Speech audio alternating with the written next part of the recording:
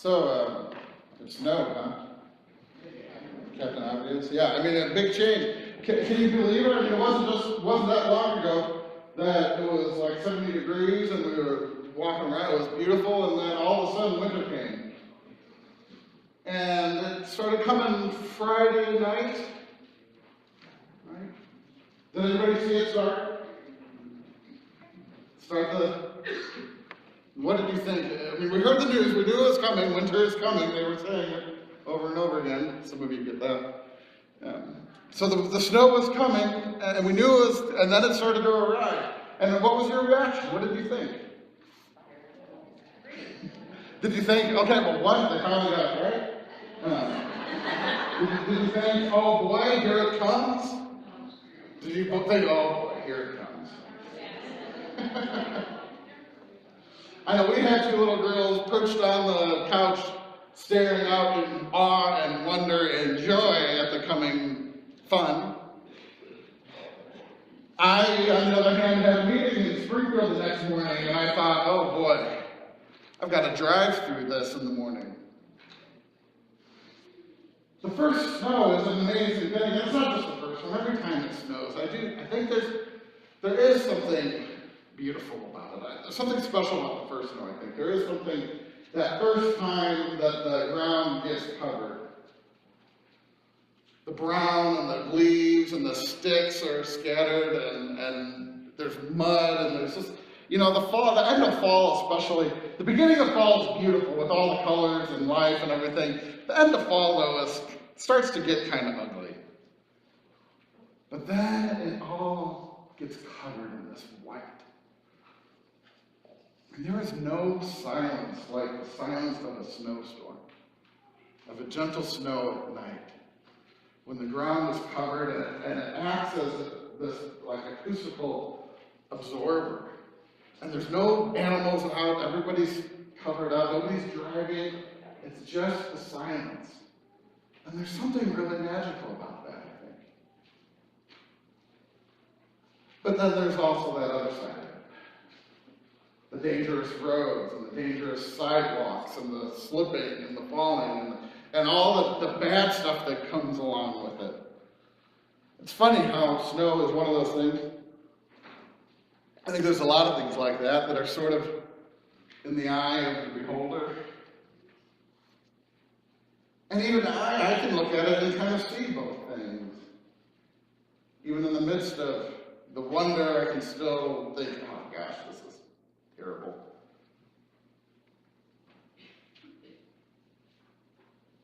I think there's a lot of things like that. One thing, forests can be kind of like that. The woods. You know, if you think of, there's this sort of idea some of us have of walking through the woods as being this wonderful, tranquil, beautiful thing. You see the forest, and you see the life, and maybe you're a hunter and you appreciate the challenge that's there, or maybe you're just someone that loves to walk through nature, and there's this peace that comes. Some of my most peaceful times come in the woods. But then there's also this other side of the woods, the dark wood sometimes, the scary side of the woods. And if you think of children's stories over the years, I mean, how many of our fairy tales and great stories and adventures involve the dark and scary woods, where the danger lurks, and the wolves live, and the monsters reside. You know, our Christian tradition for the last 1,000 years or so has called the dark wood, has often referred to the dark wood as that scary thing to avoid. Dante is largely responsible for this. His Divine Comedy that has shaped the way we think about Christianity for so long.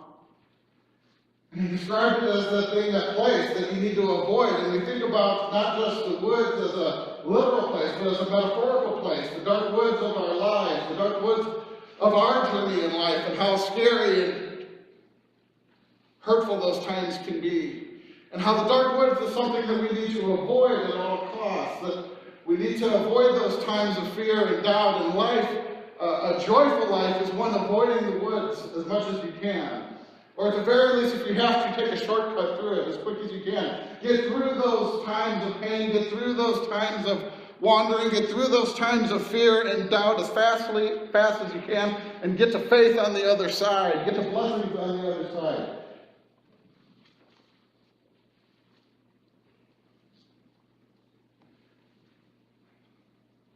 I think that's been a mistake.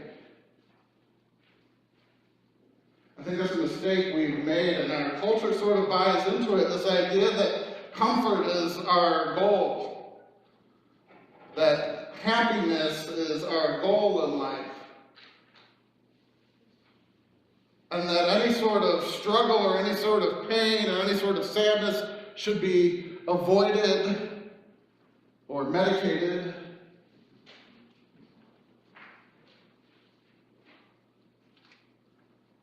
Or at the very least, not talked about. The dark woods has been a place to fear, a place to avoid. And I think we're all worse off for it. Because I think the truth is, the dark woods, while it can be scary, the winter storms can be frightening, there's still something to be said of what can be found there.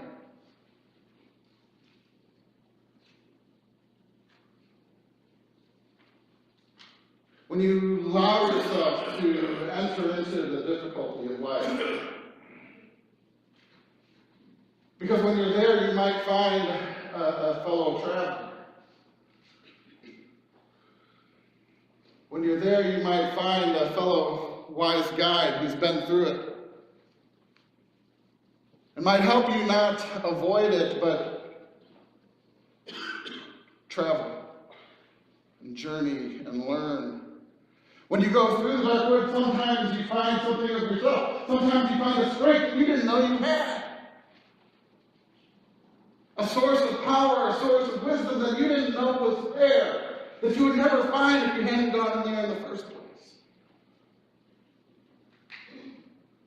Sometimes you find way stations, oases, places to come and rest. And you find comfort and hospitality in the midst of the struggle.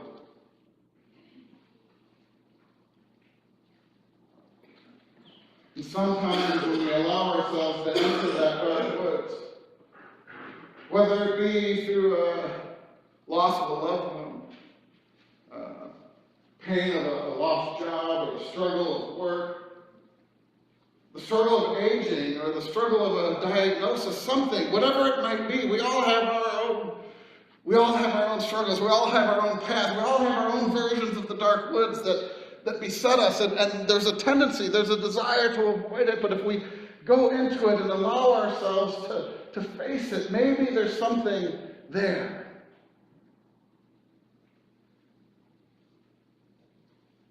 Maybe in the midst of it you can find hope,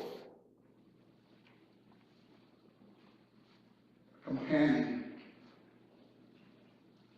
power, and a love that you never would have found otherwise. And sometimes we can look back at this time. Sometimes I can come back and out of those difficult times, and I can look back and I can think, yeah, that trouble brought me here.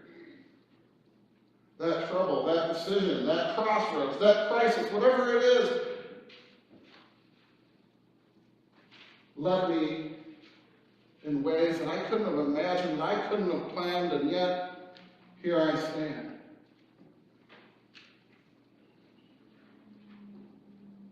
Sometimes we can sit at one of those crossroads and we can see the trouble that's ahead. We can see the decisions that have to be made. We can see the work that has to be done. We can see the love that needs to be shared, and we can realize maybe this time in this place, I'm here for a reason. Maybe those things that I went through, maybe for such it has prepared me, it guided me for such a time as this.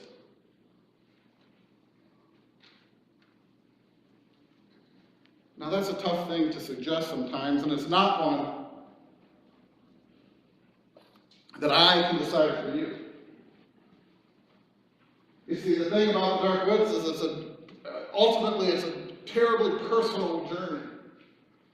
It's one that we have to navigate on our own, and I can't sit here and look at your pain and your struggle and say, see, God is putting you through it. I wouldn't do that. I don't believe in those kinds of cliches, those sort of platitudes of whatever won't kill you makes you stronger, or that God makes everything happen for a reason. I wouldn't put that on you, on your story.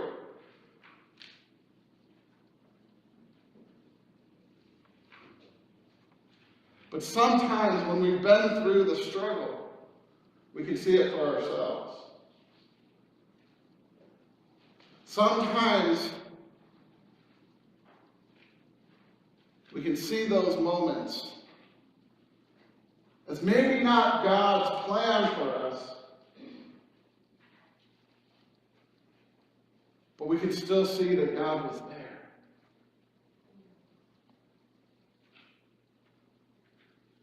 That maybe it's not that God makes everything happen for a reason, but that all of those moments God was able to make reason out of it.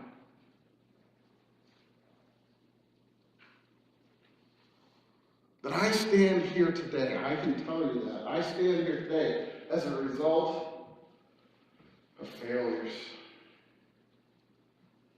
As a result of times when I didn't live up to my own expectations. I stand here as a result of the times where I chose the wrong path and made mistakes and fell short. I stand here as a result of the struggles and the fear and the doubt that I journeyed through. But all along the way, there was someone guiding me, someone helping me, some path. Maybe it was God reminding me that there's more to life than this moment. And I can stand here today and tell you, I don't know if God led me. I think I tried. Sometimes I strayed. But God was present through it all.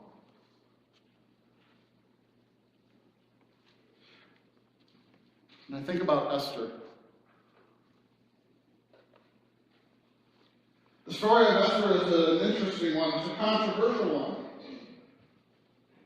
It's a story of a girl, a woman, who was in a place of power and privilege, sort of by coincidence, sort of by chance. She was all of a sudden, life led her to this place where she was the queen,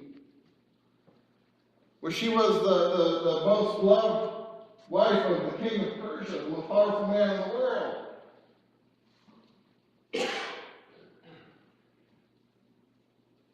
And she was in this place where her people, the Jews, were now suddenly under attack. There was this plot to wipe out her people.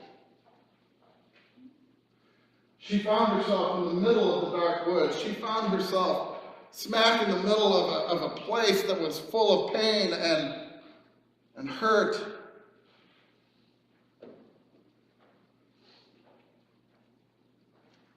And in the middle of it, she had someone remind her, maybe this place of privilege, maybe these things that have happened in your life, maybe you're here now for this moment. Maybe you're here now to do something. And the thing she did was risky, to say the least. She decided to stand in front of the king and plead on behalf of her people. She decided to do something about it, to stand up for her people, and she knew that she was putting herself at great risk. To stand in front of the king and be denied could mean certain death.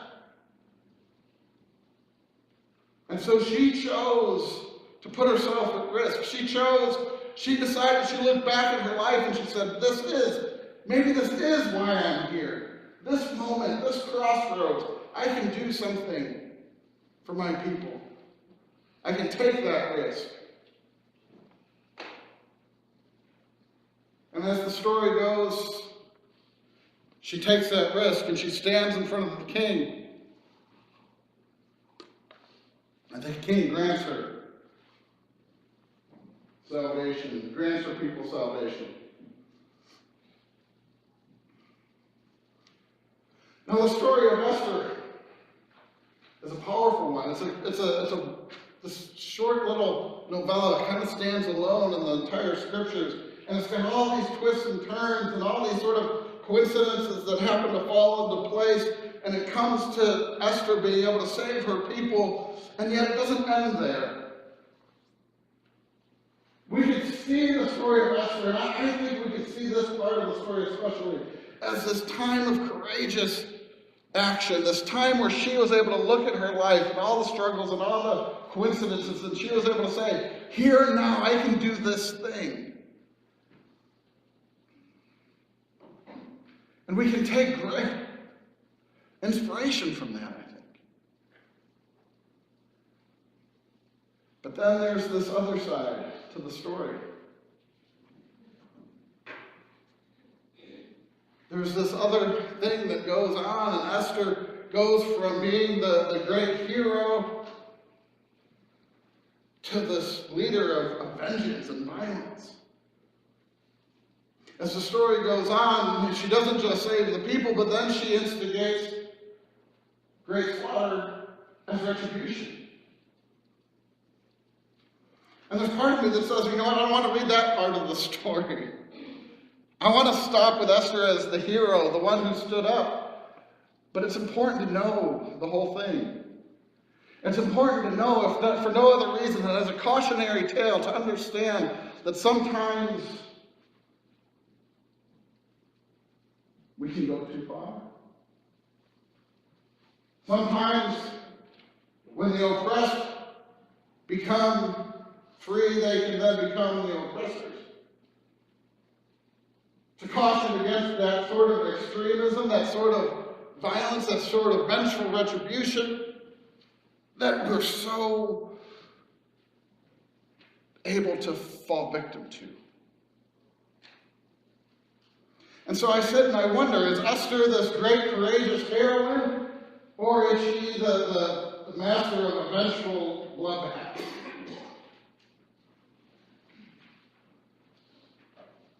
And you know what she is? She's a person. She's the snowstorm that's beautiful and majestic and dangerous. She's the dark woods that is a place of peace and tranquility and adventure, and that has the monsters in the night.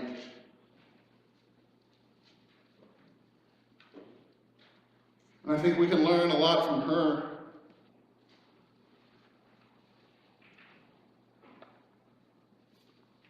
That when we face the truth of our life, when we face the truth of our world, when we face the truth of our own hearts, there are things that are wonderful and beautiful. We're capable of great love and grace and amazing, inventive, creative things, and we're capable of doing selfish things, of wanting vengeance, of wanting retribution.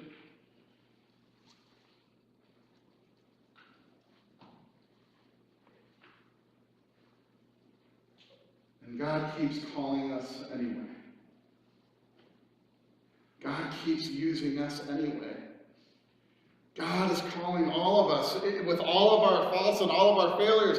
God is using all of us, can use all of us, with all of our faults, with all of the shortcomings, with all of the sins, with all of the dangers that's within our hearts, and with all of the amazing joy and love and grace.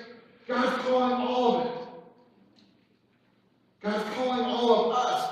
Look who God calls in these stories. Look who God calls. Abram, the old man, to start a family. Moses, the outsider, to lead his people that weren't even really his people. Samuel, the man that didn't know God and didn't understand, didn't recognize his voice. Nehemiah, who was just a professional, a guy going about his job until he heard about a problem and went to try to solve it. And Esther, a girl, a woman who just was in the right place at the right time, and maybe a woman God used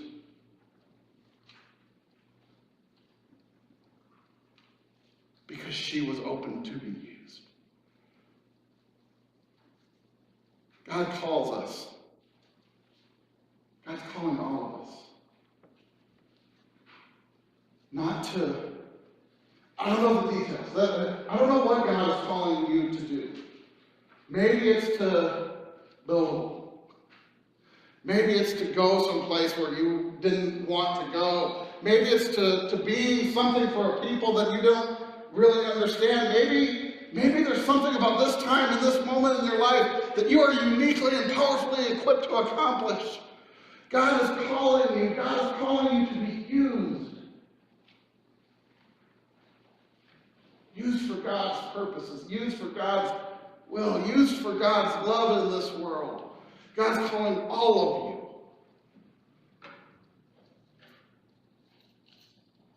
And I think if we're willing to look at life honestly, look at our own hearts honestly, look at our own failures and our strengths and the joys, what makes our hearts sing and what breaks our heart. Look at all of us. Look at what sends us singing and what makes us cry. Look at all of it. Look at who we are, who God created you to be. Take an honest look at that.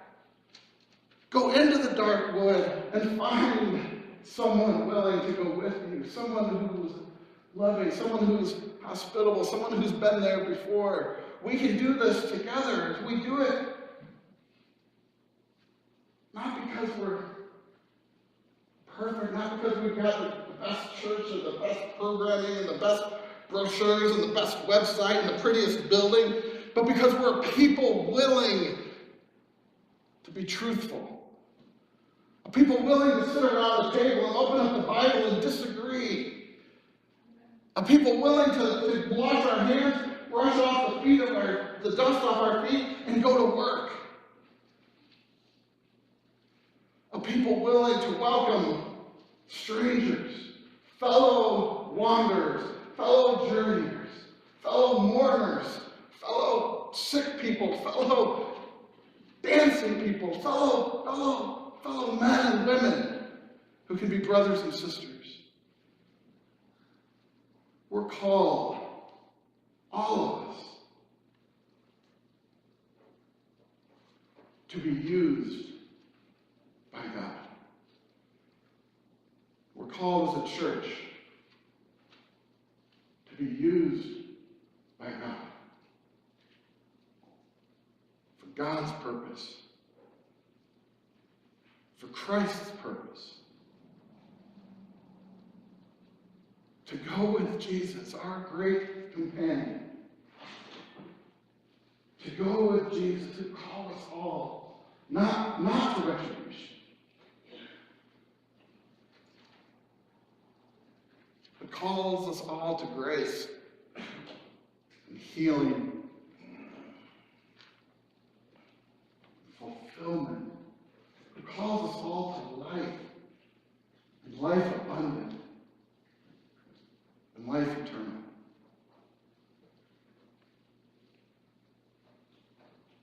We are all called in our own way, at our own time, in this time, for this purpose,